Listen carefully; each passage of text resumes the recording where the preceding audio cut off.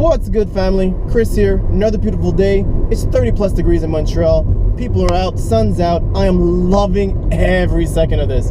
It is amazing. So I'm going to jump right into it. So I had this interesting thought in my mind about how essentially who we are as adults still stems from who we were as a kid.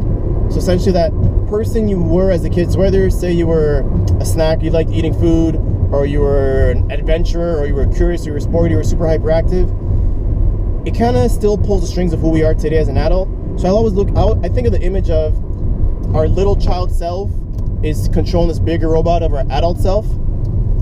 That's the image I have in mind. Hopefully you can picture that too.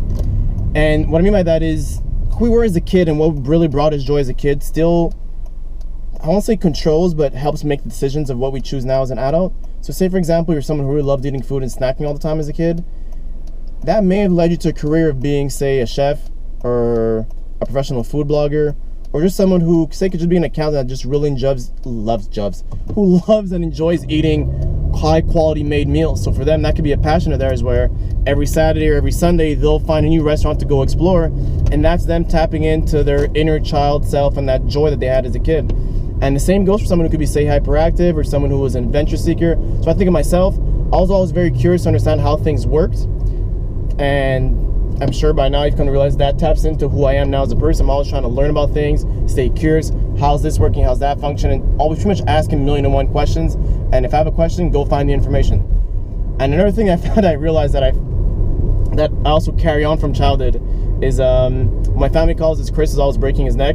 So what that means is whenever I was a child, and but even to this day, but more as a child, where nighttime would come and then we'd be watching TV and I'd start doing some of these, a few head nods, upon which a family member would go, Chris, are you tired? No, I'm not tired. I'm wide awake. I'm good. Well, actually, not in that deep voice because I was a kid, right? So much more high pitch. No, I'm tired. No, I'm not going to try that.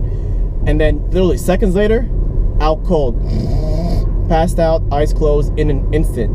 So now, when I think about it to my experiences now, if I go to the movies, I go watch a show, or pretty much anywhere where I'm seated down for a long period of time without any physical movement, I am passing out in a second, which really makes it great for traveling. Like taking a plane, not favorite thing to do in the world, but I'm phenomenal at taking planes. I'll buckle up, get my headphones on, I'll find the stewardess or the flight attendant, and well, same thing, but I think flight attendant is the correct term these days. And I'll just ask him or her, like, hey, I'm gonna be passing out, but if ever food comes, just tap me on the shoulder to wake me up, because I'm definitely gonna want to eat. Thank you.